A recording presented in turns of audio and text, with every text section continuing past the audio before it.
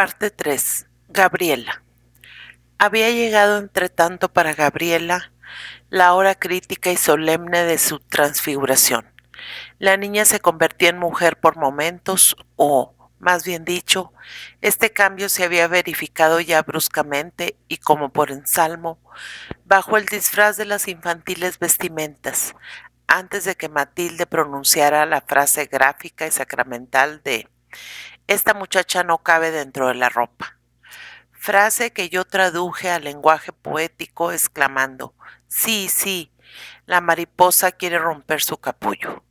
Hubo, pues, que ponerla de largo. Y por cierto, que el día que esto se realizó, quedamos absortos ante su espléndida hermosura.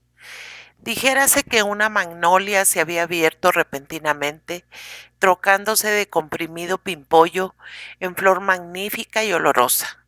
Dijérase que un velo de nubes acababa de desgarrarse, dejando libre campo a la triunfante y refulgente luna.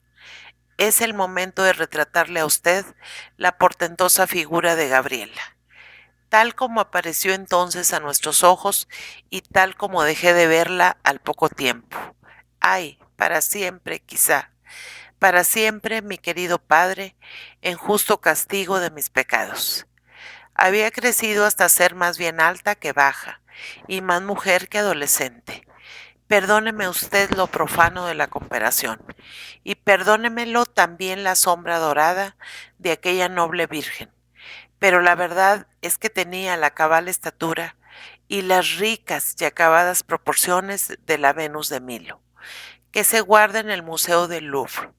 Sin embargo, solo un artista de profesión como yo hubiera traslucido la clásica perfección de su belleza, honestísimamente disimulada por su decente y recatada manera de vestir, de andar y de sentarse. Infundía, pues, invencible respeto a aquella misteriosa, inconsciente beldad, púdica por instinto, y no resultaba audaz y provocativa como la diosa griega, sino atemperada y venerable como las doncellas cristianas, castas cuanto hermosas, que prefirieron el cielo a la tierra y cuyas efigies reciben culto en los altares. Gabriela era blanca como el mármol nuevo, con un suave sonrosado en las mejillas que las hacía asemejarse a dos delicadas rosas de primavera abiertas junto a las últimas nieves del invierno. Su altiva frente, un poco grande, pero de artística traza, parecía el trono de la inteligencia y el sagrario del candor. Sus cabellos eran luz, sus ojos cielo, nido de gracias, su linda boca. Regalada música su voz y un premio que nadie merecía cada sonrisa suya. Tras aquel cielo de sus azules pupilas veíase más cielo, y era su alma. La melodía de su voz llegaba hasta el corazón como una caricia, o como leve, piadosa mano que curaba las heridas sin lastimarlas, o como el propio bálsamo de salud. Y en fin, todo aquel semblante tan hechicero, tan sencillo, tan leal, tan sublime y tan franco, a un mismo tiempo ostentaba no sé qué sello de extranjería en la tierra. No sé qué aire inmortal, no sé qué tipo o qué blasón divino. Indudablemente Gabriela era un ángel.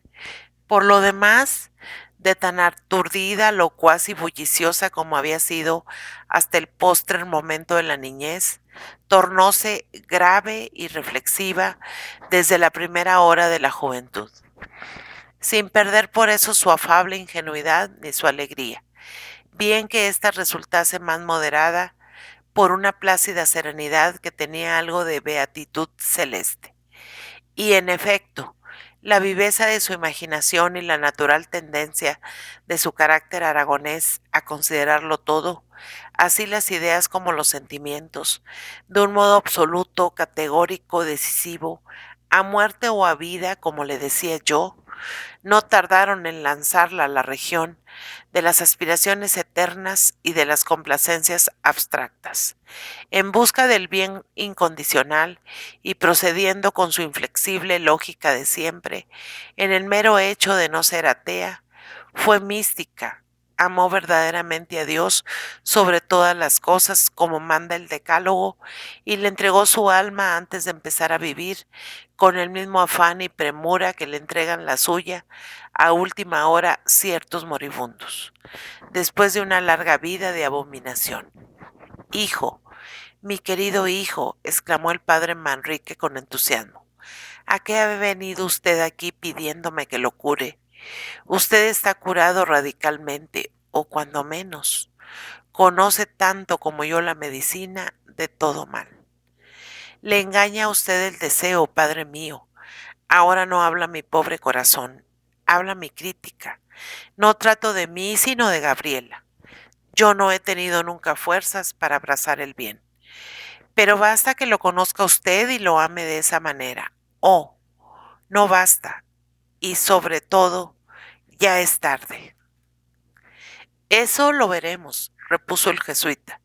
Desgraciadamente lo verá usted muy pronto, replicó Fabián. Dije a usted antes, y tengo que repetir ahora, que Gabriela, en medio de su misticismo, se hallaba muy tranquila y contenta en este valle de lágrimas. No, no era, ni por asomos, la devota entristecida que enferma y muere de nostalgia del cielo. Era una valiente amazona que miraba sin miedo la ruda batalla del mundo, segura de vencer siempre o dispuesta a morir antes de ser vencida.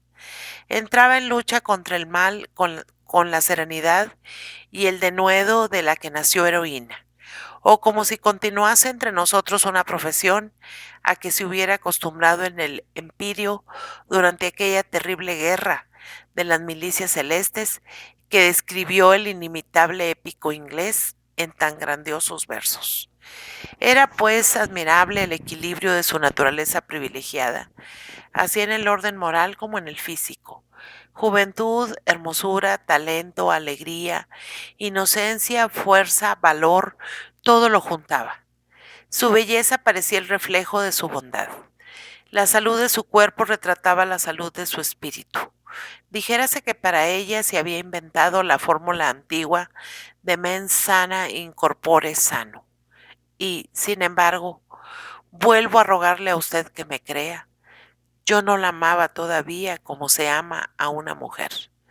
La veneraba demasiado para llevar tan alto mi ambición. A las santas no se las ama con idolatría mortal. Los santos no tienen sexo.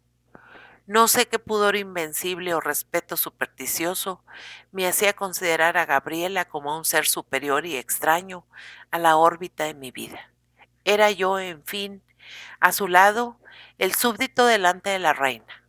Podría ella bajar hasta mí los ojos, pero, mientras no lo hiciera, nunca me propasaría yo alzar los míos hasta su soberana hermosura. Por el contrario, al verla aparecer, clavábalos en tierra lleno de confusión y de bochorno. La misma Matilde, a pesar de todo su descaro, no podía soportar en mi presencia las miradas de aquella extraordinaria criatura. Gabriela, repito, había llegado a ser acusador espejo, en que veíamos nuestra fealdad o inevitable luz que delataba nuestras miserias.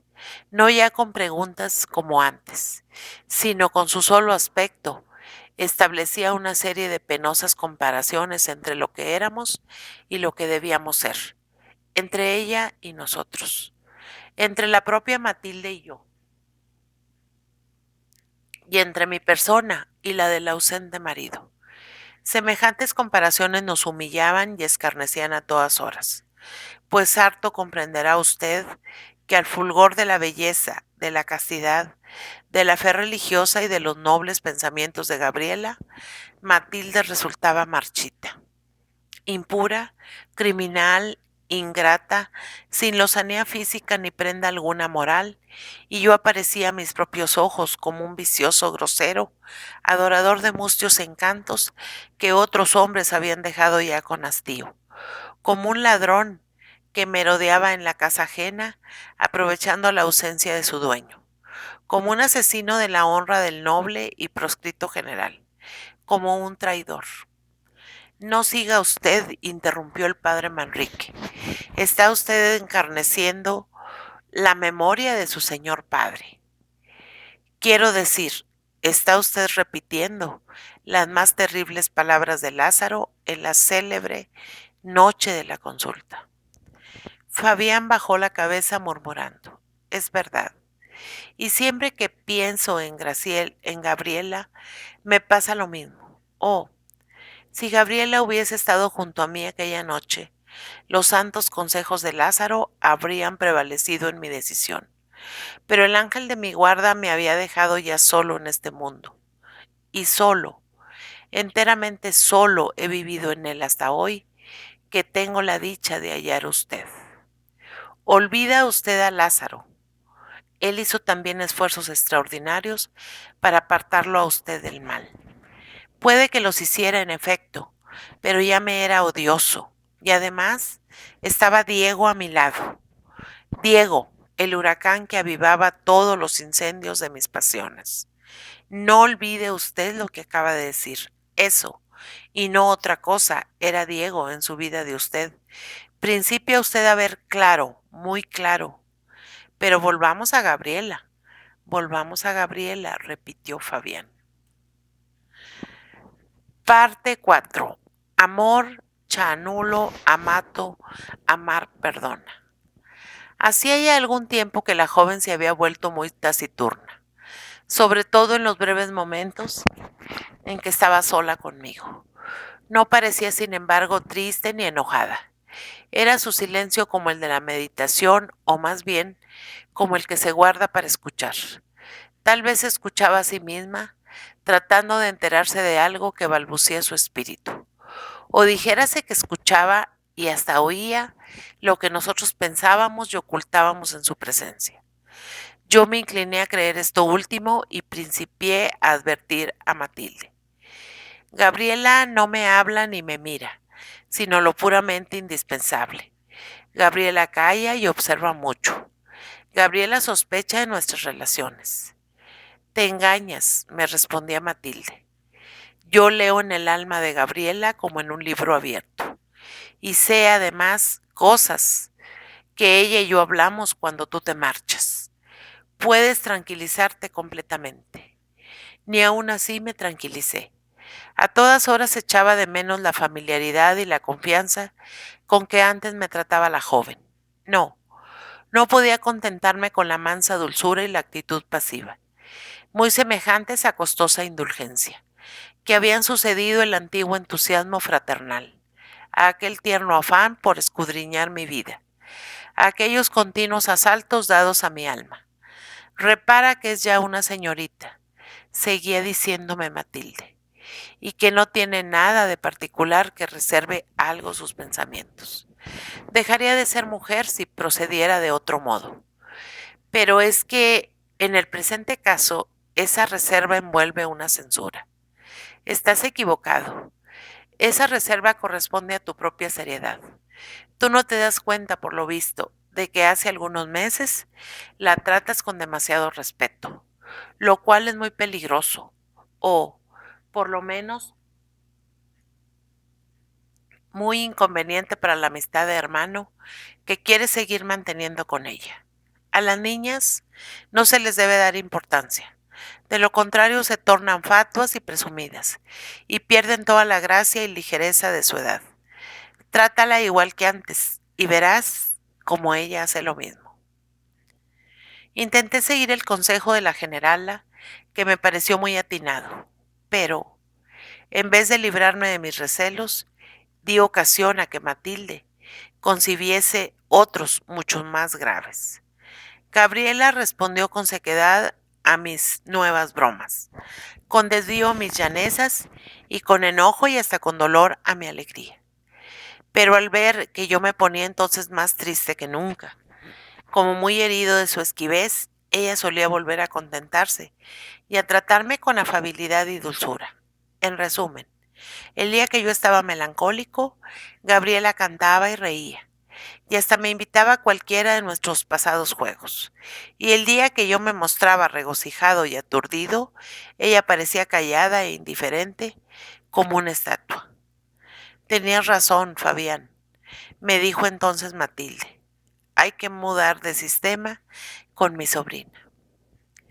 Y al hablar así, la infiel esposa temblaba ligeramente, mientras que una mortal palidez cubría su rostro.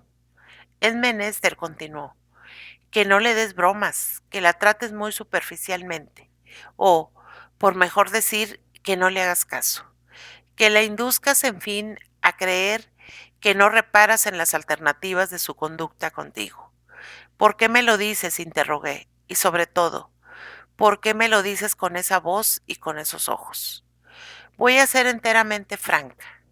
Si yo te quisiese menos, si yo te quisiera, como he querido a otros hombres, no daría el paso que estoy dando, sino que te hubiera dicho hace días, Fabián, mi marido va a venir, es menester que nos separemos para siempre.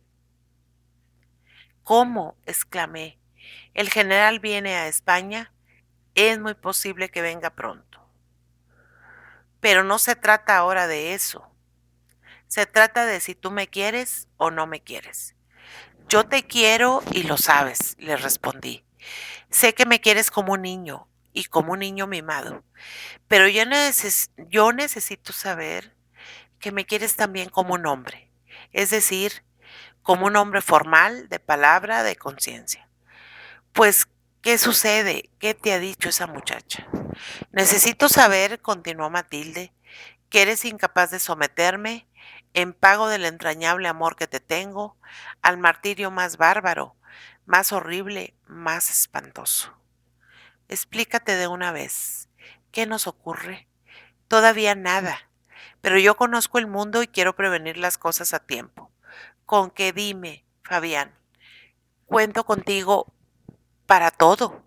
No abusarás nunca de mi confianza, jamás. Pues bien, escucha, Gabriela te ama. Yo me sentí como deslumbrado, o más bien como resucitado. Una alegría del cielo estremeció lo profundo de mi corazón, y mi pobre alma resplandeció agradecida al modo del universo cuando sale el sol después de la tormenta. Todo esto fue rápido como un relámpago. Observé que Matilde tenía clavados sus ojos en los míos y echéme a reír inmediatamente. Tú deliras, le dije, eso es un absurdo. La infeliz guardó un instante de silencio, durante el cual su inquisidora mirada parecía querer leer dentro de mi cabeza. Y enseguida añadió, pero, en fin, si no me equivocase, sería lo mismo, contesté apresuradamente. ¿No te halagaría su pasión? ¿No tratarías de fomentarla? ¿No corresponderías a ella en secreto?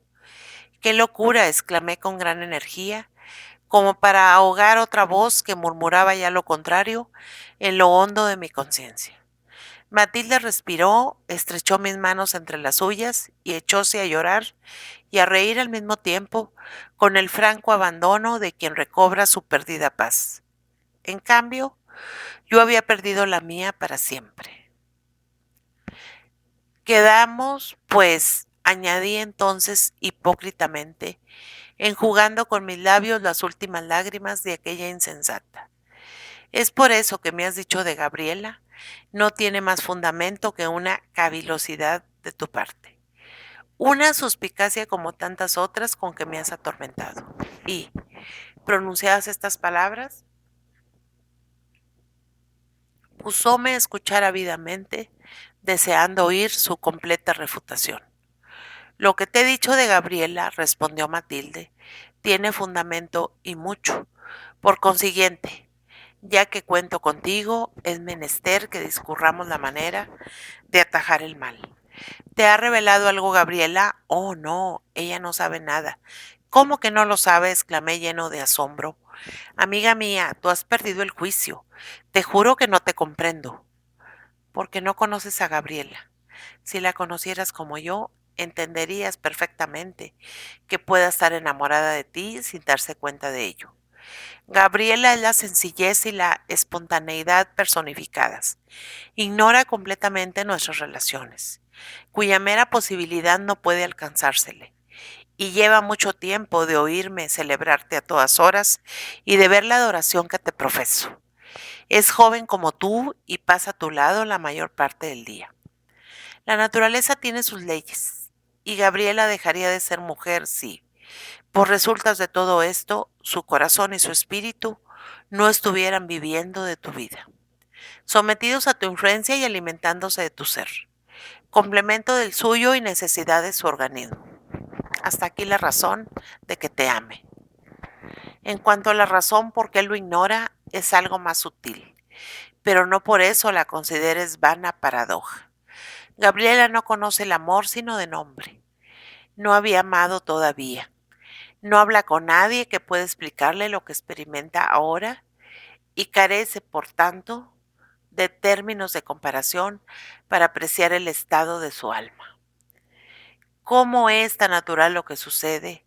Como nada se opone a su satisfacción de verte y de oírte, como no recela perderla, como no le cuesta trabajo lograrla, como no contrasta nunca con la prohibición ni con la privación, no ha llegado todavía a graduar su intensidad ni a agradecer su goce. Pero si de pronto dejara de verte, si descubriese que tu corazón era de otra mujer, si, por ejemplo, averiguara nuestras relaciones, adquiriría la conciencia de su amor, y a la muda complacencia de que hoy disfruta, sucedería una pasión activa y devoradora. Observa, si no, el despecho que ya experimenta por instinto, cuando la tratas como a una niña, o con el atolondrado júbilo de quien no le profesa un sentimiento inefable y místico en consonancia con el suyo. Y observa, de otra parte, la ufanía y alborozo de que da muestras cuando te ve triste, inquieto y como necesitado de su concurso para ser feliz. ¿Por qué me miras tan espantado? ¿Te asombra oírme hablar este lenguaje? ¿Analizar tan íntimamente el amor? ¿Reducirlo a fórmulas casi científicas? Ah, Fabián mío, el amor es mi única ciencia. Y además hoy vienen en mi ayuda la funesta lucidez y dolorosa perspicacia de los celos. Con que eso es todo, respondí yo, sediento de mayores pruebas de mi ventura. Pues, amiga mía, no me convenzo. Creo que ves visiones. Precisamente hace algunas semanas que Gabriela no me mira.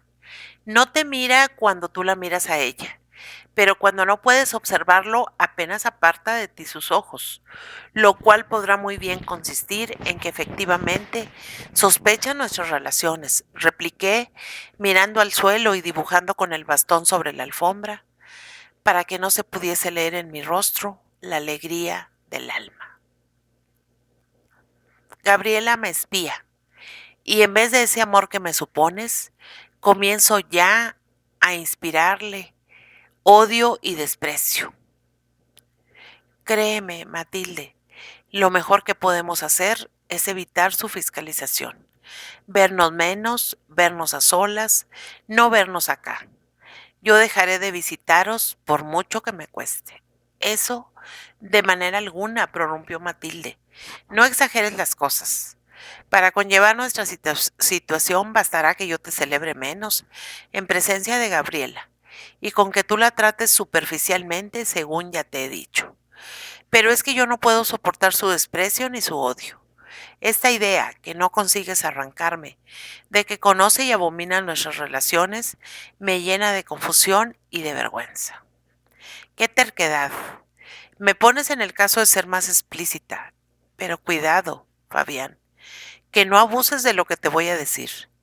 Tan cierto y tan positivo es que Gabriela no te desprecia ni te odia, que ayer la sorprendí con mi guardapelo en la mano, contemplando extasiada tu retrato. Llevaba ya algunos minutos de estar así abstraída y medio llorosa, cuando notó mi presencia, púsose muy colorada y me dijo sonriendo sin ingenuidad: no sé qué hay en el rostro de Fabián, que no se cansa una de mirarlo. Creo, amigo mío, que este lance no necesita explicación y que ya no volverás a hablarme de sospechas, espionaje, odio ni desprecio de esa ambiciosa señorita. Yo estaba como embelesado desde que oí aquella melodía celeste, transmitida a mí por un ángel caído. Costóme, pues, gran trabajo disimular de nuevo, fingir una carcajada, abrazar a Matilde y prorrumpir en las siguientes sacrílegas frases. Estamos conformes, estamos de perfecto acuerdo, pues, señor, mataremos en su cuna ese amorcillo de adolescente, que lo mismo podría haber sentido Gabriela por el más lindo de tus lacayos. Nada temas, Matilde mía, yo te adoro y sabré corresponder a tu noble franqueza. Dentro de una semana Gabriela se habrá cansado ya de mirarnos a mi retrato y a mí. Te lo juro solemnemente. Matilde, no obstante todo su saber, creyó en mi sinceridad y en mi constancia. Y es que ni el amor ni los celos son tan lúcidos y perspicaces como ella me dijo. Parte 5. Las cadenas del pecado. No debo ocultar a usted que, durante aquel plazo de una semana, lejos de hacer algo para desimpresionar a Gabriela, procuré acabar de enamorarla con el pretendido remedio que puse a su pasión. Perdone usted, y considere que desde el punto y hora en que Matilde me reveló y demostró que Gabriela me amaba, yo ya no fui dueño de mi voluntad, ni de mi corazón, ni de mis pensamientos, ni de mi conciencia. Oh, gloria, oh, infierno, un ángel se había acercado a mi alma. Mi disfraz lo había traído, le había inspirado confianza, le había hecho creer que yo era digno de su nobilísima compañía. Estaba redimido o podía redimirme. Dios me ponía en el camino de la virtud o me daba un guía que me sacase del abismo de mis dolores. Pero, oh desventura, yo tenía prometido no salir de aquel abismo. Yo había jurado esquivar a aquel ángel. Yo había dado palabra de rechazar aquella mano que me tendía el cielo. Yo no podía, para decirlo terminantemente, permanecer al lado de Gabriela, sino como amante de Matilde. Yo tenía que desdeñar a la que ya adoraba y que acariciar a la que ya aborrecía, o que alejarme a un mismo tiempo de la una y de la otra. Adoraba sí a Gabriela. La adoraba sin duda alguna antes de saber que ella me amaba.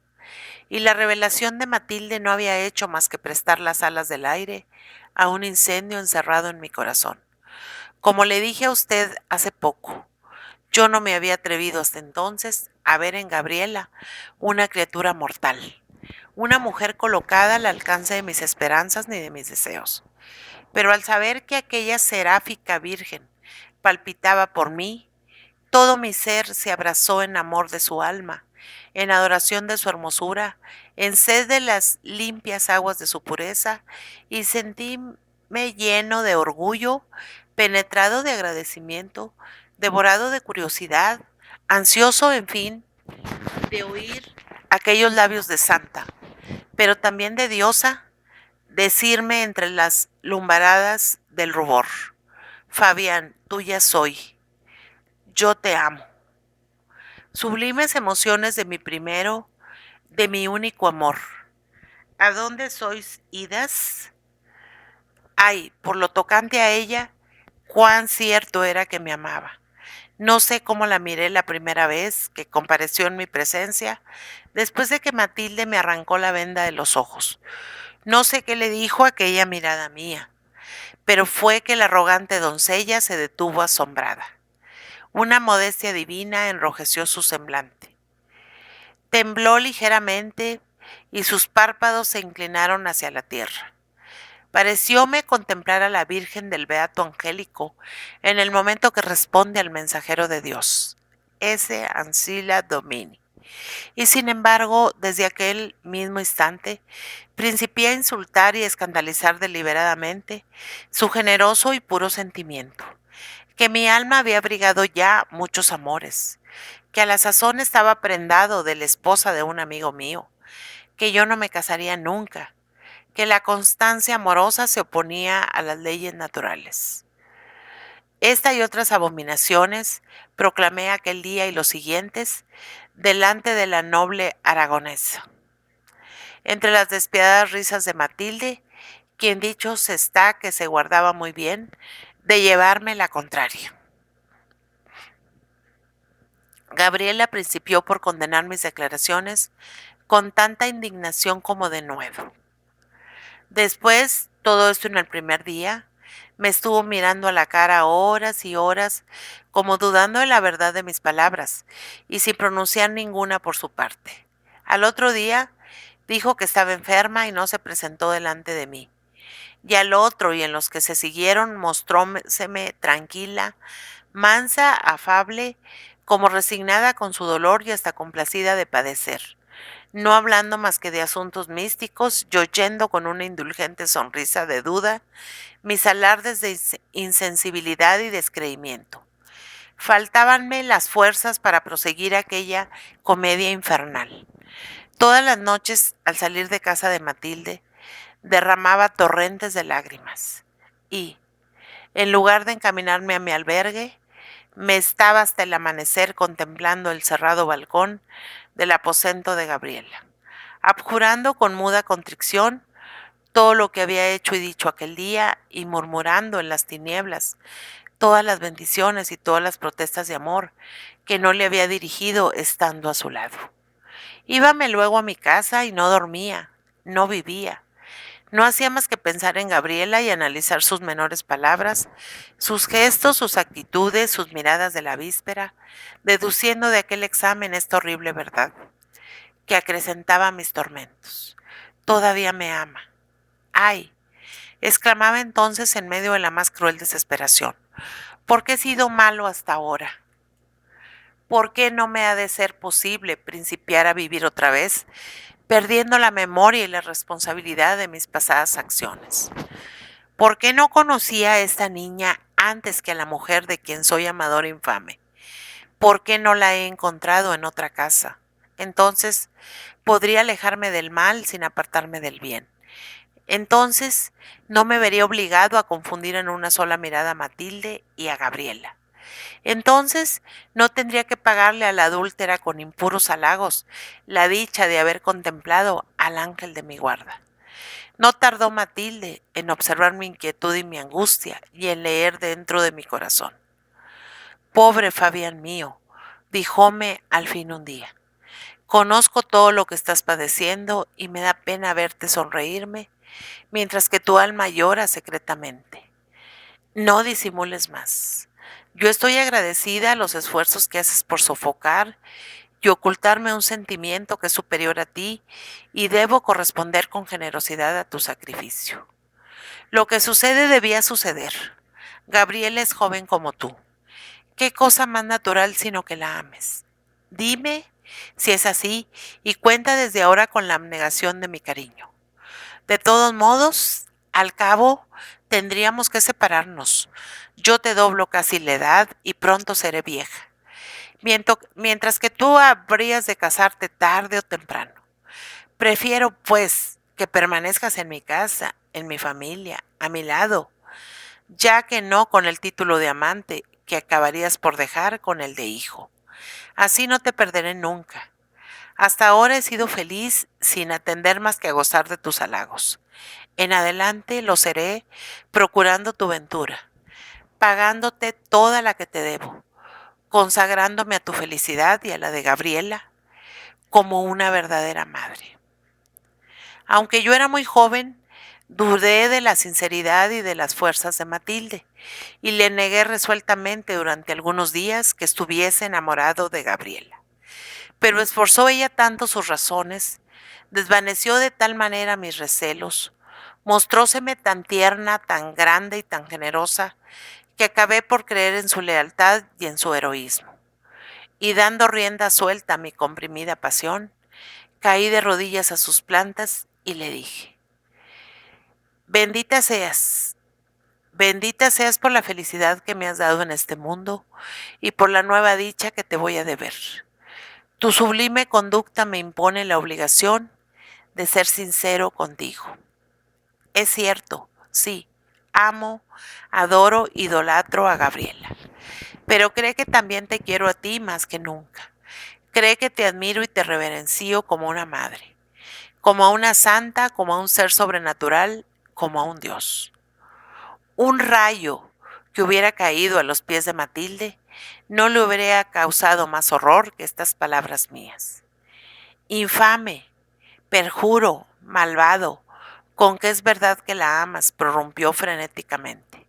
Y quiso llorar, no pudo. Lanzó un sollozo y cayó al suelo, agitada por una violenta convulsión verdadera o fingida. Resultado de esta escena fue que, a propuesta mía, y entre lágrimas y besos, Matilde y yo acordamos separarnos para siempre. Y en efecto, algunas horas después, salía yo de aquella casa en son de eterna despedida, bien que sin haber dicho adiós a Gabriela y sin esperanza de volver a hablarle nunca. Es decir, que salía de allí como había entrado. Y perdóneme la memoria de mi padre, si vuelvo a emplear el horrible símil de Lázaro. Salía furtivamente como un verdadero ladrón, llevándome en las garras no solo la honra del general, sino el amor propio de Matilde y el corazón de Gabriela. Para colmo de desdicha, al llegar a mi casa, y cuando ya estaba arrepentido de aquel rompimiento y deseando que Matilde flaqueara y me llamase, pasé maquinalmente la vista por un periódico y leí estas líneas. Acabamos de saber que el general y los demás altos militares que estaban en el cuartel en Canarias han recibido orden del gobierno para regresar a Madrid y deben desembarcar en Alicante de un momento a otro. Felicitamos a la nueva situación, etcétera, etcétera. No hay esperanza, exclamé entonces. Ya no puede Matilde flaquear y llamarme. Ya no puedo yo arrepentirme e ir a demandarle clemencia. Ya no puedo ver a Gabriela de manera alguna. La venida del general me cierra herméticamente las puertas de aquella casa.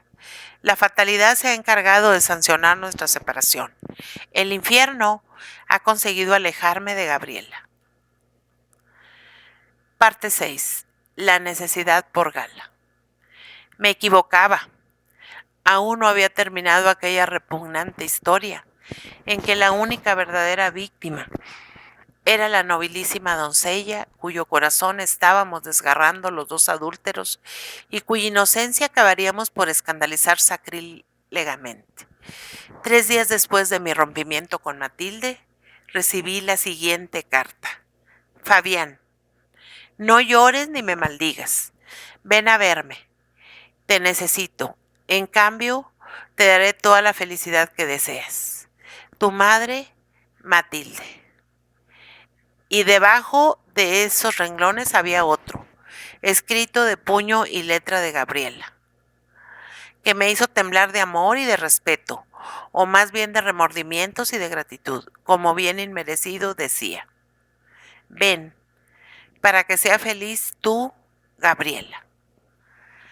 Abismos de horror entrevieron mis ojos a través del velo de gloria y de ventura que envolvía esta carta. Pero acudí al llamamiento sin vacilar. La misma muerte érame preferible al dolor y a la desesperación en que había pasado aquellos 3 días, lejos de Gabriela. Encontré sola a Matilde cuando penetré en su gabinete. Estaba pálida, como si acabara de salir de una enfermedad. En la efusión de mi agradecimiento por la generosa carta que me había escrito, quise apoderarme de sus manos y besárselas. Pero ella me esquivó tristemente y me dijo, ya sabía yo que vendrías y Gabriela te llamaba. En cuanto a ella, puedo asegurar que todavía ignora el valor de las palabras dictadas por mí que te ha escrito al pie de mi carta. Pero descuida, que hoy mismo te cumpliré la promesa de hacerte dichoso. Y para que no dudes de mi sinceridad, he querido que tú propio oigas la explicación que voy a tener con Gabriela. Bueno será, sin embargo, que me explique también contigo, no ya como tu amada que fui, sino como tu mejor amiga que quiero ser. Siéntate pues y escucha. Yo callaba. La tristeza de Matilde me causaba espanto. Parecíame una nueva forma de amor. Ella suspiró profundamente, como si aquel silencio mío le arrebatase su última esperanza, y ya, desde entonces, marchó resueltamente al anunciado sacrificio. Fabián, exclamó con una dignidad y una fortaleza de que nunca lo hubiera creído capaz. Debo ser sincera contigo. Yo te adoro todavía, pero ni mi amor ni mi compasión entran por nada en lo que te voy a decir, en lo que voy a hacer. No, no te he llamado para pedirte de nuevo el lugar que ocupé en tu corazón, ni tampoco llena de generoso afán por tu felicidad y la de Gabriela. No soy tan grande. Te llamo obligada a ello por mi propia conveniencia, por puro egoísmo, para que me salves, en fin, del grave riesgo que corren mi bienestar y hasta mi vida. Oye lo que me sucede. Y entonces me contó la siguiente historia. Su marido había llegado a Madrid enterado, seguramente por algún anónimo, de que existía un joven llamado Fabián Conde, que no salía a ninguna hora de su casa. Guardóse, sin embargo, de preguntarle por mi Matilde, sospechando sin duda su deshonra, y púsose a averiguar la verdad del caso. Pronto le confirmaron criados, amigos y parientes que llevaba yo cerca de 2 años de visitar íntimamente a la generala a todas horas del día y de la noche, por lo que el celoso marido pasó de la pregunta a las pesquisas y encontró en el cuarto de Matilde y en sus muebles 5 o 6 retratos míos, uno de ellos en el famoso medallón y varios pañuelos y otros regalos con mis iniciales. Provisto de estas armas y también de un puñal y un veneno, el general, que era esencialmente trágico, encerróse con su mujer y le dijo: aquí tienes las pruebas de que eres la querida de un cierto Fabián, que hace 2 días ha interrumpido la continua corte que te ha hecho durante mi ausencia. Mátate con este veneno o yo te mato con este puñal. Matilde se echó a reír y abrazó cariñosamente al anciano, diciéndole entre sus alegres carcajadas: he aquí una prueba de tu amor que me enloquece de júbilo. Cuán feliz soy al verte celoso y cuán equivocado estás al serlo. El general se quedó desconcertado y a los pocos segundos mostrábase dispuesto a admitir como buena cualquier explicación en vista de la serena, descuidada y seductora actitud de su esposa. Entonces le dijo esta, que yo amaba locamente a Gabriela y que Gabriela también estaba enamorada de mí, no siendo otro el motivo de mis frecuentes visitas, que ella, Matilde, había sido débil y condescendiente con nosotros, permitiéndonos vernos y hablarnos a todas horas por considerarme un buen partido para la joven, pero que no había permitido se formalizara ningún compromiso hasta que viniese el general y diese su asentimiento, que cierta persecución de la policía por razones políticas había dado margen a que algunas noches me quedase yo a dormir en su casa, que aquellos retratos y aquellos pañuelos habían sido regalados por mí a Gabriela, la cual se los había ido entregando a ella por no creerse autorizada a guardarlos. Y en fin, que si al general le quedaba alguna duda, llamase a la hermosa niña y la interpelase sobre el asunto. Matilde conocía el corazón humano, y muy especialmente el de su marido. Adivinó, pues, desde luego que éste se avergonzaría de llevar adelante sus averiguaciones tan pronto como temiese estar calumniando la inocencia y ofendiendo el verdadero amor. Y así fue. El noble veterano se echó a llorar. Cayó de rodillas, pidió perdón a Matilde y tuvo a mengua comprobar la verdad de aquellas atrevidas explicaciones. Pero también sabía Matilde que los celos del general revivirían seguramente si hechos ulteriores no confirmaban mi noviazgo con Gabriela. Y he aquí la carta que ella me había escrito llamándome y las palabras que hizo añadir a la pobre niña. No me agradezcas por tanto, concluyó Matilde, el sacrificio que voy a hacer uniéndote a la aventurosa rival que me ha robado tu corazón. Dios sabe que no lo hago por virtud, sino por necesidad, pero el tiempo cambiará nuestra situación respectiva. Yo trataré de extinguir los recuerdos de tu cariño y de curar la herida de mi amor propio. Y cuando esto consiga y pueda sentir hacia ti una noble amistad, en vez de la adoración y el rencor que juntamente me inspiras hoy, me complaceré en haber contribuido a tu dicha, en presenciarla y no haberme quedado sin ti para siempre, y en ser como una segunda madre de tus hijos, ya que nunca pueda pasar como madre tuya a los ojos de mi conciencia. Oh, Matilde, exclamé profundamente conmovido por estas últimas palabras. Tú te calumnias. Tú eres la mujer más grande, el ser más sublime que he encontrado sobre la tierra. Gracias, gracias. Yo procuraré merecer tanta generosidad, a fuerza de veneración y cariño. Yo seré tu hijo, tu hermano, tu siervo. Yo besaré la huella de tus pasos. Y hablando así, quise coger de nuevo sus manos y besárselas. Matilde me rechazó con mayor severidad que antes y tiró del cordón de la campanilla. Que venga la señorita Gabriela, dijo al criado que acudió. Yo caí de rodillas ante la generala, exclamando: dime antes que me perdonas. Ella me miró entonces de una manera indefinible que me dio miedo. Pero luego se pasó las manos por los ojos y la frente y, señalando a su tocador, exclamó con renovada energía: déjame en paz, entra ahí y oye mi conversación con Gabriela. Es menester que, para cuando mi marido vuelva esta noche, la joven sepa ya que es tu prometida y que le pertenecen tus retratos y demás objetos que esta mañana han podido causar mi perdición. Yo obedecí con ruin humildad y entré en el tocador de Matilde, el cual estaba separado de su gabinete por unas cortinas. Poco después llegaba Gabriela a presencia de la general. Parte 7. Luz y sombra. Empezaba a caer la tarde. Era el 27 de abril, lo tengo muy presente. Matilde y Gabriela se sentaron delante de una gran reja que daba al jardín de la casa. Por los hierros de aquella reja trepaban los endebles y enmarañados tallos de un jazmín, cuyas nevadas florecillas recibían los últimos resplandores del sol poniente. Matilde se había colocado de espaldas al tocador. A Gabriela la veía yo frente a frente por entre el filo de las dos cortinas.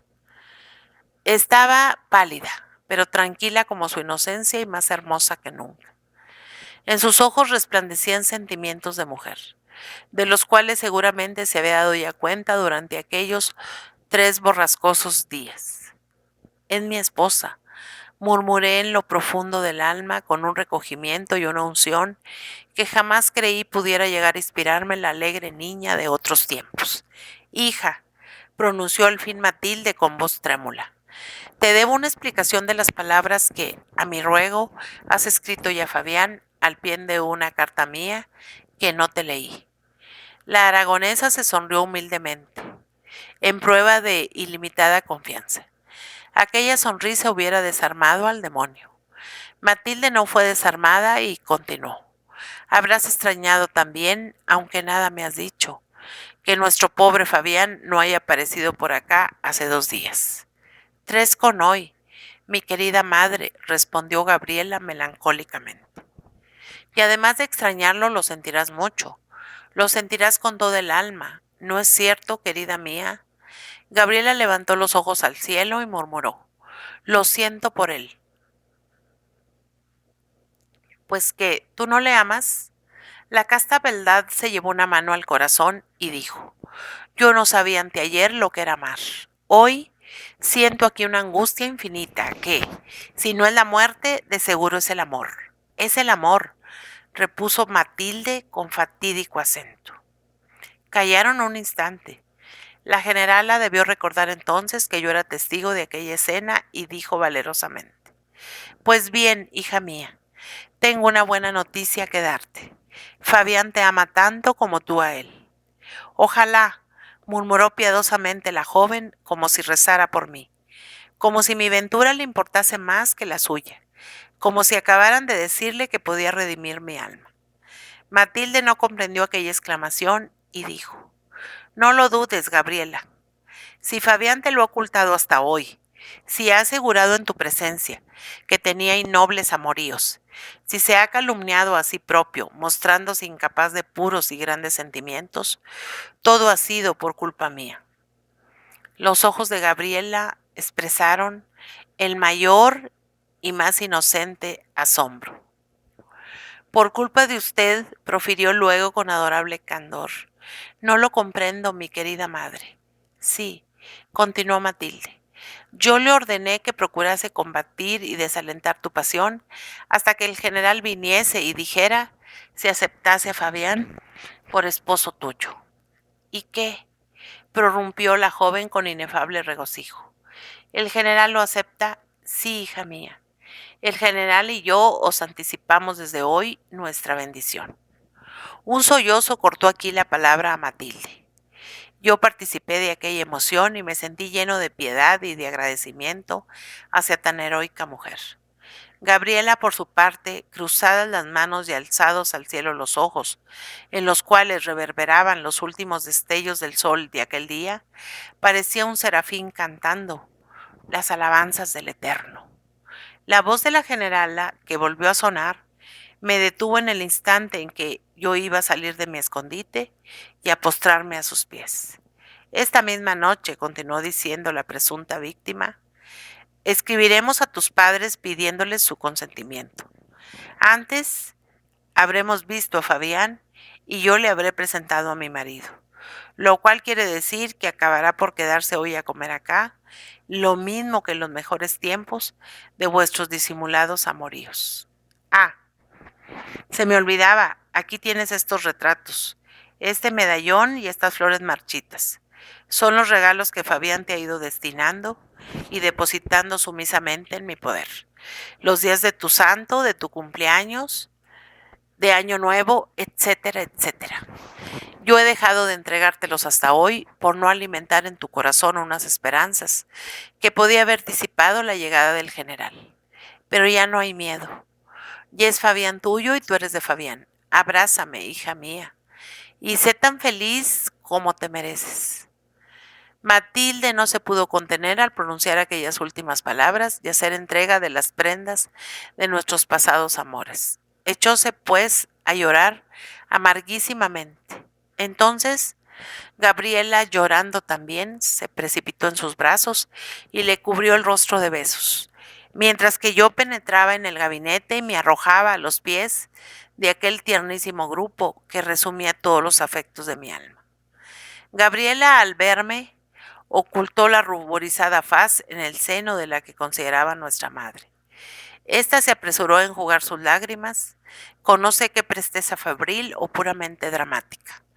Levantóse tranquila en apariencia y tratando de sonreírse, impulsó blandamente hacia mí a la conturbada joven, y se retiró por su parte al opuesto lado del gabinete, donde se dejó caer en una butaca. Fabián, había dicho entre tanto, aquí tiene usted a su esposa, hágala usted feliz. Matilde, murmuré, siguiendo a la generala, en vez de acercarme a Gabriela. Déjeme usted ahora, Fabián, dijo la pobre mujer con imponente resignación. Estoy muy fatigada. Luego hablaremos nosotros. No se inquiete usted por mí. Desenoje usted a Gabriela. El general estará aquí dentro de una hora y es menester que nos encuentre a todos muy amigos. Terrible egoísmo del amor. Yo tomé estas palabras al pie de la letra y aprovechando el permiso de Matilde y utilizando ferozmente su dolorosa magnanimidad, me acerqué a Gabriela como si estuviéramos solos. Le cogí una mano y contemplé con arrobamiento su peregrina hermosura. El sol se había puesto y los resplandores del crepúsculo, filtrándose a través de los jazmines de la reja, solo iluminaban aquel lado de la habitación, dejando en sombra el sitio en que había quedado Matilde. Gabriela, inocente, dichosa, triunfante, estaba de pie a mi lado, junto a la florida reja, dejándome estrechar y acariciar aquella mano tibia y suave, confiada y cariñosa, que no temblaba entre las mías, sino que facilitaba ingenuamente la comunicación de los amantes efluvios, de nuestras almas, de nuestros corazones, de nuestra sangre juvenil, alimento ya de dos vidas que principiaban a fundirse en una sola. Alzó al fin ella la pudorosa vista. Nos miramos y sus ojos y los míos quedaron contemplándose infinitamente, inmóviles y como estasiados sin vislumbrar otro mundo que el abismo de luz de nuestras ansias. Hablábanse y besábanse nuestras pupilas, y yo advertía con inefable orgullo que, efectivamente, en las de Gabriela fulguraba toda la pasión de la mujer a través de la santidad del ángel, dejándome ya presentir a la tierna esposa, con su dulce aureola de dulce compañera y de futura madre. Gabriela mía, Fabián mío, murmuraron al fin nuestros labios, buscándose indeliberada e instintivamente. Pero antes de que se tocaran, un sordo gemido sonó allá en las tinieblas que envolvían el fondo del gabinete. Era Matilde, de quien nos habíamos olvidado. Yo me quedé helado de terror y solté la mano de Gabriela. Esta retrocedió avergonzada y confusa, alzó las cortinas de una puerta inmediata y desapareció rápidamente. Pobre Matilde mía, exclamé entonces, corriendo asustado hacia la implacable generala. Perdona, he sido cruel, he sido egoísta, muy cruel, respondió ella con enronquecido acento, enjugándose las lágrimas que bañaban su rostro. Yo creía que, siquiera hoy, me guardaría la consideración de no acariciarla en mi presencia. Perdona, perdona, santa mía. Oh, no, prosiguió Matilde, tú eres quien has de perdonar. Yo debí morir el día que descubrí que no me amabas. Y yo me moriré, descuida. Yo me moriré. Parecióme que el mundo se hundía en torno mío y para evitar la total ruina de mis esperanzas, contesté atolondradamente. No digas eso, yo te amo más que nunca. Yo os amaré a las dos, tú serás siempre mi Matilde. Y conociendo el ascendiente que tenían sobre ella, más que mis palabras, mis caricias, cubrí su rostro de atropellados, ruidosísimos besos que la fémina no tardó en principiar a pagarme. Un lamento más triste que el anterior resonó entonces dentro del gabinete y al mismo tiempo oímos detrás del cortinaje y al mismo tiempo oímos que el cortinaje había cedido paso a Gabriela, el sordo golpe de un cuerpo que se desploma. Fuimos allá y vimos que la joven, en lugar de irse a su aposento como nosotros nos figuramos, se había ocultado llena de turbación y de curiosidad, hijas de su inocencia, detrás de aquellas cortinas y que desde allí lo había oído todo. La hemos matado, grité fuera de mí, tratando de socorrer a la infortunada joven. Tú nos has matado a las dos, rugió Matilde, impidiendo que me acercara a Gabriela. Vete, vete.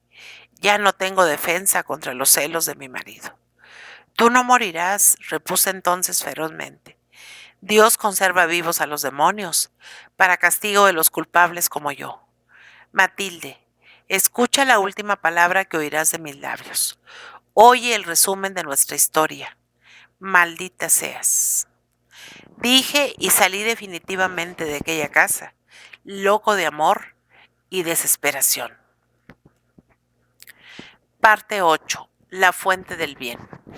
Como loca estuve, en efecto, muchos días, mi primer movimiento fue huir, sin pararme a examinar la extensión del daño que había hecho, pareciéndome en ello al asesino y al incendiario, y a todo el que comete un delito horrendo, indisculpable, para el cual no cree posible hallar perdón ni en su conciencia ni en la ajena.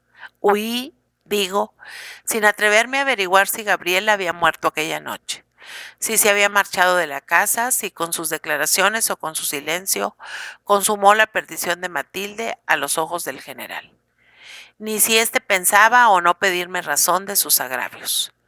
Pero no imagine usted que mi fuga fue material. No crea usted que huí de Madrid.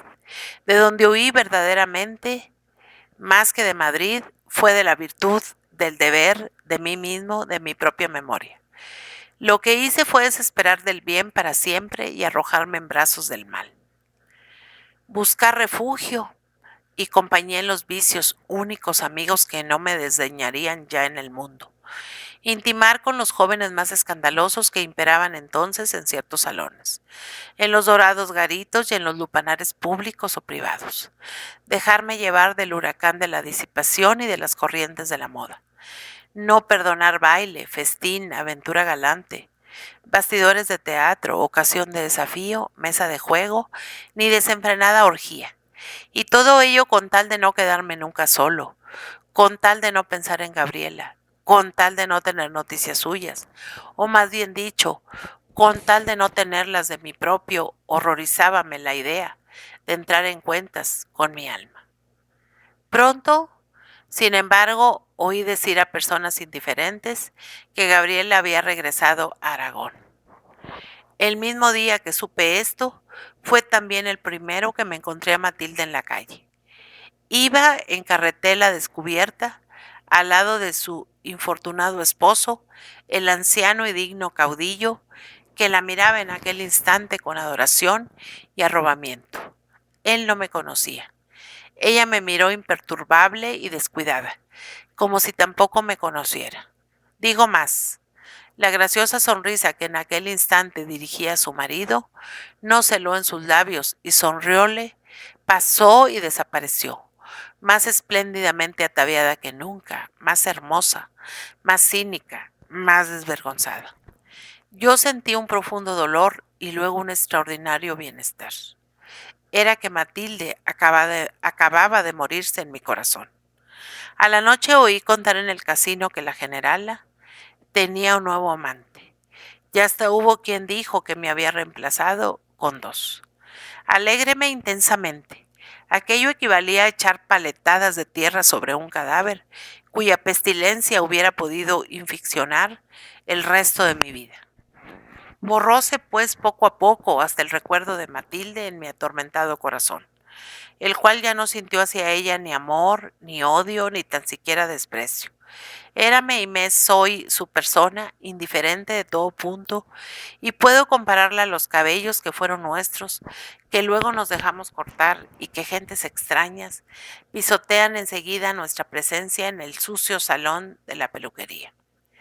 Es usted muy inhumano con sus cómplices, exclamó el padre de almas, sonriéndose al oír aquel implacable símil.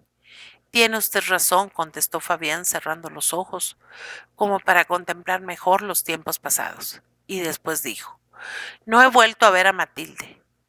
Pocos meses después falleció el anciano general y ella se marchó a Italia, donde parece que ha vuelto a casarse. Dios tenga misericordia de sus culpas, murmuró el jesuita.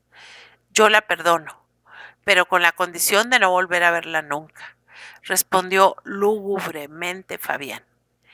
Y pasado un rato continuó de este modo. A los 2 meses de llevar aquella espantosa vida, apoderóse de mi alma no sé qué invencible cansancio, hasta que un día quedéme atrás en la vertiginosa carrera del desorden y del escándalo, y hálleme solo, desvalido y miserable, como soldado rezagado que ve desaparecer a sus camaradas y no tarda en caer en manos del enemigo.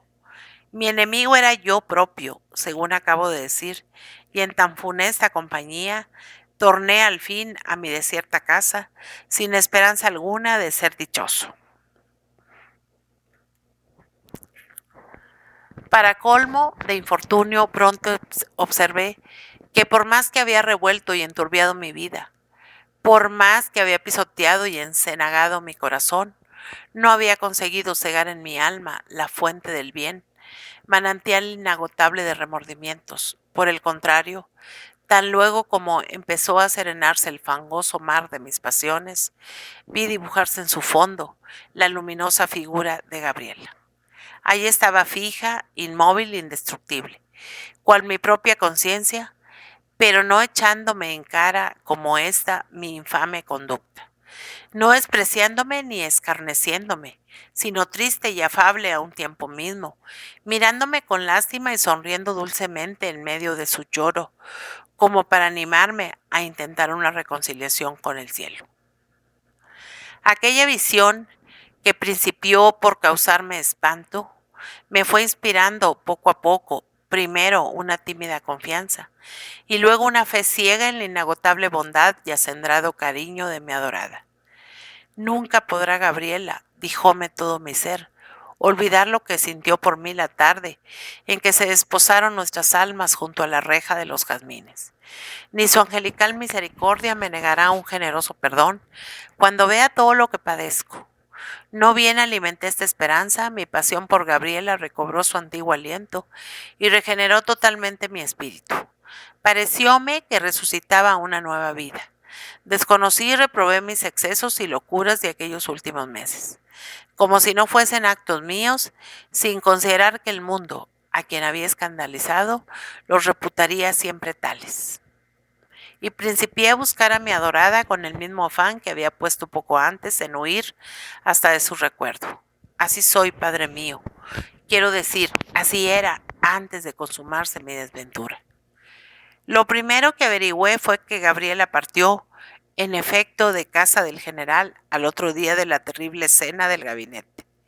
Di, pues, por cierto, que había regresado a Aragón, a casa de sus padres, y me encaminé al pueblo en que estos vivían. Allí supe no por ellos, a quien no me atreví a presentarme, sino por el administrador de correos, que la joven no había llegado a salir de Madrid, a donde sus padres le escribían con este sobre: Señora abadesa del convento de, para entregar a Gabriela de la Guardia, Madrid. Torné a la corte, fui al mencionado convento y obtuve que la abadesa se dignase a oírme. A las primeras palabras que le dije con relación a Gabriela, preguntóme vivamente, y como si hiciese ya mucho tiempo que me esperaba: ¿Es usted Fabián Conde?, me dijo. Sí, señora, le respondí maravillado. Pues vaya usted al Torno, y allí le pasarán una carta que tengo para usted hace 3 meses. No se canse usted por lo demás en volver aquí, ni en pedirme nuevas audiencias. Yo no puedo ir a hablar ni hablar por mi parte del asunto a que dicha carta se refiere. Ni menos permitiré jamás que usted se comunique de manera alguna con la persona por quien acaba de preguntarme. Y dicho esto, me saludó fríamente y bajó la persiana del locutorio. Imagínese usted el afán con que volé en busca de aquella carta, que solo podía ser de Gabriela.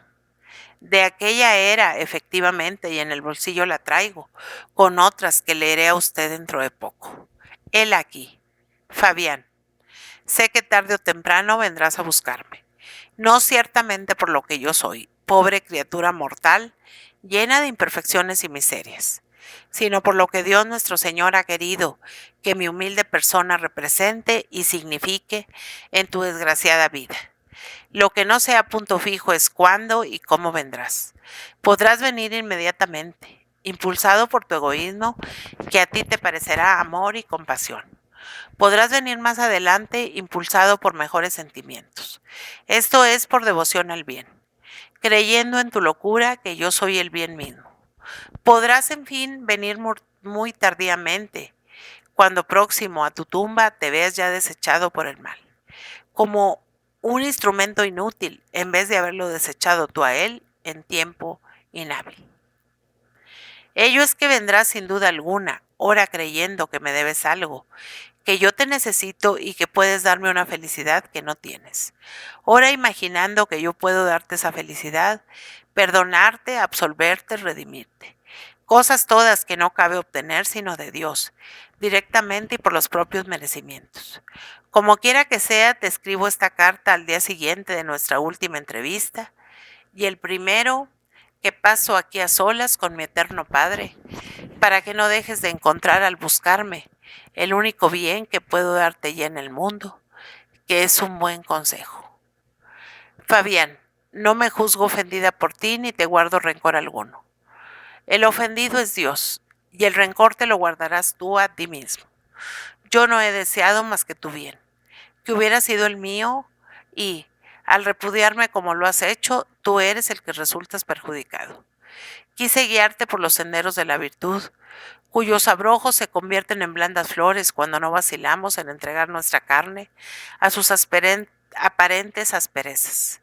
Y has preferido volver a los caminos del pecado, cuyas mentidas flores son el disfraz de punzantes espinas. Te compadezco, pues, con toda mi alma. Pero dirás tú y hasta creerás que te arrepientes y que por eso me buscas, para que yo te reconcilie con el bien, o creyendo, repito, que el bien y yo somos una sola cosa. Fabián, el bien no se busca meramente con el deseo, se busca con méritos y penitencia. No basta querer ser bueno, es menester serlo. No me busques, por tanto, tú mismo. Haz que me busquen tus obras. Verás entonces cómo me hallas, aunque no me encuentres. Verás cómo me tienes, aunque no me veas. Verás cómo estoy donde quiera que tú estés. Verás cómo no me echas de menos, aunque yo desaparezca de este mundo. Verás cómo no necesitas de medianeros para obtener la paz, la dicha, la bendición de Dios. Porque Dios es el bien y no yo, como sacrílegamente imaginarás algún día. Y solamente Dios podrá hacerte feliz cuando lo merezcas, sin necesidad de mi cooperación. Si yo creyera lo contrario, si yo creyera que permaneciendo cerca de ti, alentándote en tu camino y hasta premiándote anticipadamente pudiera contribuir al mejoramiento de tu alma, créeme, Fabián, en lugar de haberme encerrado en esta celda, me habría ido a tu casa, sin dolor ni resentimiento alguno por lo acontecido ayer tarde y feliz, cuanto puede serlo una criatura humana al verte en camino de salvación.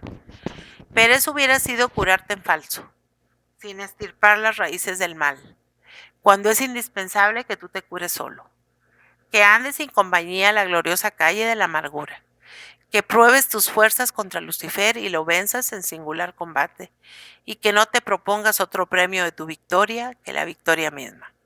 Al que no le basta merecer el bien para ser feliz, no le pueden hacer dichoso todos los bienes del cielo y de la tierra. Adiós, Fabián. Nada temas por Matilde. Antes de dejarla, he hablado con el general y echado sobre mí todo lo que hubiera podido comprometerla, afligir al venerable anciano y ser un peligro para ti. Así es que, Dios me perdone la mentira en concepto de mi tío. Yo he sido tu prometida desde que llegué de Aragón hasta que ayer, tarde, rompí voluntariamente mi compromiso, prefiriendo el claustro al matrimonio. No desmientan nunca esta explicación que deja en salvo a Matilde. Concluyo aconsejándote que no te afanes en procurar verme, ni en hacerme llegar a mi poder cartas tuyas. Conoces mi constancia aragonesa. Todo lo que intentes con semejantes propósitos será inútil. Yo no volveré a verte, ni a hablarte, ni a leer una palabra escrita de tu mano, sino en el caso de que llegues a merecerlo. No a tu juicio, sino al mío. No porque tú me lo digas, sino porque lo cuente la fama. Es el único voto que he pronunciado al pisar estos umbrales, y pienso cumplirlo religiosamente. Por lo demás, ten entendido que, aunque encerrada aquí, conoceré todas tus acciones y sabré día por día cuánto hagas, cuánto digas, cuánto pienses. Hasta la vista, en este mundo o en el otro. Parte 9. El tormento de Sísifo. Prodigiosa carta, exclamó el padre Manrique cruzando las manos con fervorosa admiración. Nadie diría que está redactada por un adolescente. Antes parece obra de un doctor de la iglesia largamente probado por el infortunio. Bien que Gabriela, según resulta de todo lo que usted me ha contado, era de la raza de las Mónicas y Teresas y de la Santa Catalina de Alejandría. Como ellas y como los ángeles del cielo, tenía la ciencia infusa del bien, y su misión sobre la tierra era sacarlo a usted del abismo del pecado. Guarde usted esa carta y léala continuamente. Yo no tengo nada que añadir a sus saludables preceptos. Siempre la llevo sobre el corazón, respondió Fabián, y muchas veces la he leído. Sin embargo, confieso a usted que, cuando la recibí, no la aprecié debidamente, o por mejor decir, no acerté a comprenderla. Sus más profundos consejos carecieron para mí de sentido, y solo supe deducir de aquella especie de teología amorosa, así la calificó mi soberbia satánica, que Gabriela seguía queriéndome a pesar de todo, y que nada me sería más fácil que obtener su perdón y su mano, a pocas muestras que le diese de arrepentimiento y de cariño. Ahora bien, como mi alma superabundaba en este cariño y este arrepentimiento, a lo menos tal y como yo podía sentir semejantes afectos en aquel entonces, resolví desde luego todo lo contrario de lo que Gabriela me prevenía en su carta, creyendo, loco de mí, complacerla más realmente y probarle mejor mi pasión, con un sitio en toda regla, que con la vida penitente que me aconsejaba.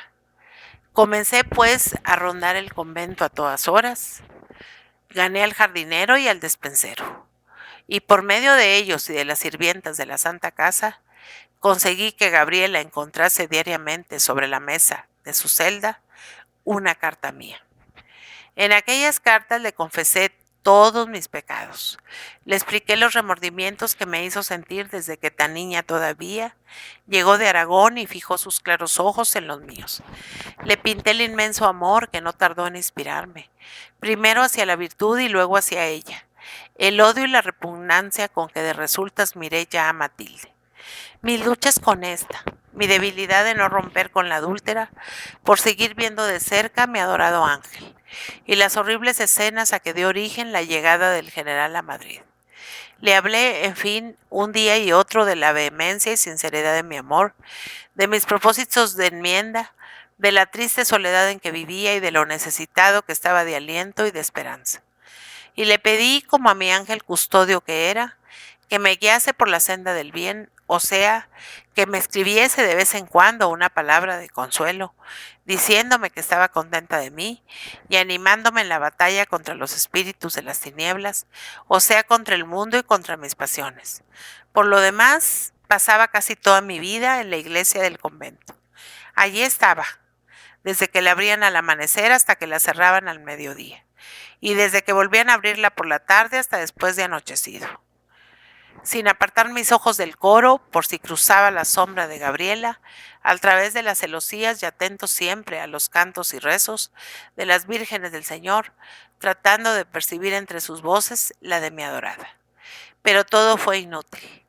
Ni Gabriela contestó mis cartas, ni respondió cosa alguna a los recados verbales que hice llegar hasta ella, ni columbré su sombra a través de la gran reja del coro, ni distinguí siquiera una vez su dulce voz en los conciertos místicos que allá adentro resonaban.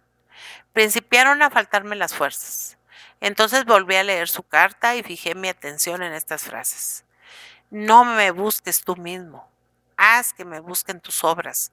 No basta querer ser bueno, es menester serlo. Es indispensable que tú te cures solo, que andes sin compañía la gloriosa calle de la amargura, que no te propongas otro premio de tu victoria que la victoria misma. La tremenda austeridad de estos preceptos y la invencible constancia con que Gabriela subordinaba a ellos su conducta respecto de mí causáronme espanto y convirtieron mi desaliento en la más ruin cobardía. Vime en la situación de un hombre que, después de haber marchado de sol a sol por ásperos breñales, oyera decir que todavía estaba tan lejos del punto en que se proponía descansar, como cuando emprendió su fatigosa jornada.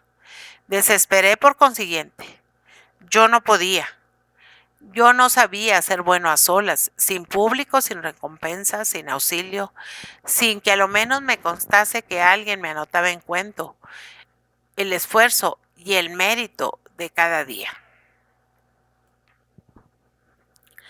Alguien, exclamó el padre Manrique, pues y usted no era nadie para llevar esa cuenta. No me bastaba mi testimonio. Es verdad. Usted no vivía entonces por dentro. Usted no tenía vida interior. Usted no tenía conciencia. Pero quedaba Dios, supremo testigo de todas nuestras acciones. Olvida usted, tartamudeó el joven. También es verdad. Usted no se comunicaba tampoco con Dios. De resultas de no comunicarse consigo mismo, continúe usted. Los términos del problema se van simplificando y pronto los resolverá usted. sin mi ayuda. Digo que desesperé cobardemente, parecióme que no era posible, que no era racional, que no era humano lo que Gabriela exigía de mí. Atribuía su silencio a terquedad aragonesa o a falta de amor. Creíala exenta de naturaleza mortal y de pasiones terrestres. Y consideré que, pues no todos los hombres han nacido para santos, yo no estaba en aptitud de consagrar toda mi vida a una lucha estéril, de la cual resultaría sin felicidad en este mundo, ni bienaventuranza en el otro. Porque, ¿cómo ser feliz aquí abajo amando a una mujer que se negaba a oírme? Ni, ¿cómo escalar el cielo sin ayuda de nadie desde el infierno de mi desesperación? Siga usted, replicó el padre Manrique con visible enojo.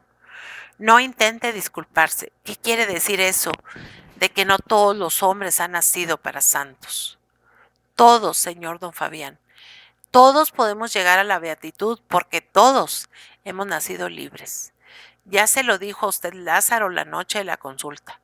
Los santos fueron hombres de nuestra misma arcilla, solo que ellos usaron de su libre albedrío, abrazándose al bien, mientras que usted y yo y la mayoría de los hombres transigimos con el mal, a sabiendas de que ofendemos a Dios y manchamos nuestra alma. Es verdad, mi conciencia, aun en los días que menos le he prestado oídos, me ha advertido siempre cuál era el camino de la perfección. Pero faltábanme fuerzas, o, a lo menos, tal me lo imaginaba, para marchar a solas por el áspero sendero de la virtud, y de aquí el que, con objeto de no oír los gritos de mis remordimientos, acabase siempre en mis recaídas por buscar el estruendo del mundo, el vocerío del escándalo, el vértigo de la orgía, el delirio de la embriaguez, hasta conseguir aturdirme, ensortecer, embrutecerme, o, cuando menos, no tener tiempo ni ocio para pensar en mi pobre alma. Eso hice de nuevo en aquella ocasión, abandonado por Gabriela, y no bastándome a mí mismo para ser dichoso. Torné poco a poco a mi antigua vida, primero tímidamente, o sea, procurando que mis excesos no fueran conocidos del público, a fin de que no pudiesen llegar a oídos de ella, y, más tarde, cuando me convencí de que el mundo conocía mis nuevos extravíos y que, por consiguiente, Gabriela no podría ya ignorarlos de manera alguna, entregándome a velas desplegadas a los cuatro vientos del libertinaje, escandalizando a Madrid con lo que mis aduladores y discípulos llamaban mi fortuna amorosa y eclipsando a veces la audacia y la impiedad de don Juan Tenorio y de Lord Byron. Fue esta, entre todas mis campañas de calavera, la más ruidosa, la más brillante, la más terrible. Llegué entonces al apogeo de mi execrable popularidad. Los padres y los esposos se indignaban o temblaban al oír pronunciar mi nombre. Las mujeres honradas ponían la cruz al verme. Los hombres morigerados y pacíficos evitaban mi encuentro. En cambio, las hembras sin pudor, de cualquier alcurnia que fuesen, se disputaban una mirada mía, mientras que las troneras más valientes y los duelistas de profesión procuraban apartarse de mi camino. Mi cólera era tan avasalladora como mi amor. Todo el mundo me temía. Solamente yo me despreciaba. Despreciábame sí tan luego como me quedaba solo y pensaba en Gabriela.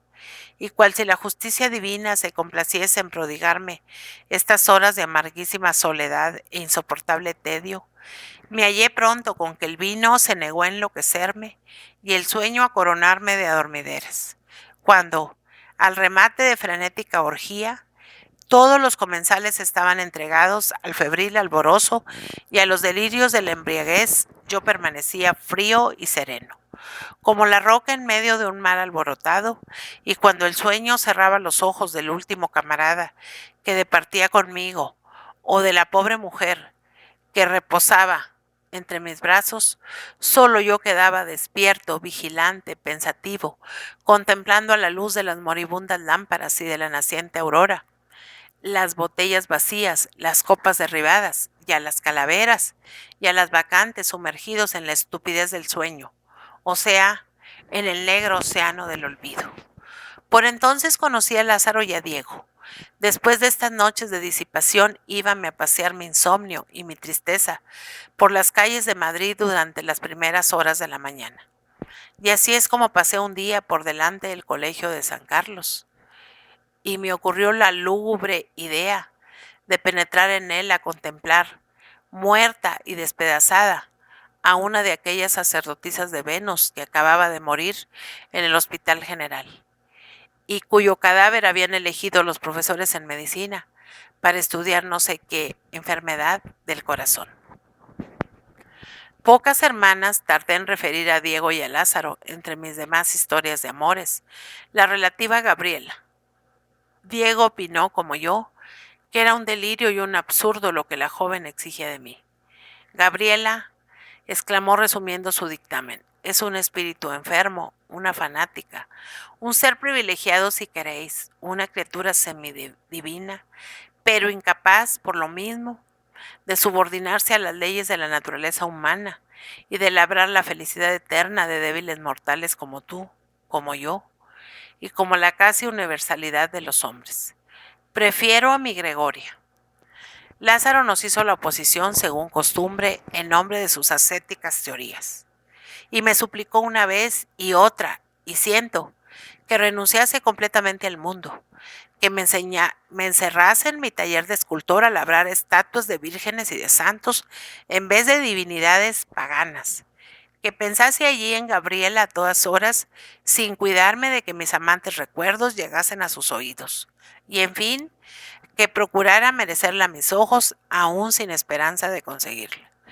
La fría insistencia e insoportable pesadez con que Lázaro me predicaba continuamente en este sentido, acabaron por hacerme odiosa aquella conversación a tal punto, rubor me causa decirlo, que hube de prohibirle al cabo, con desabrida seriedad, que en adelante me hablase de Gabriela.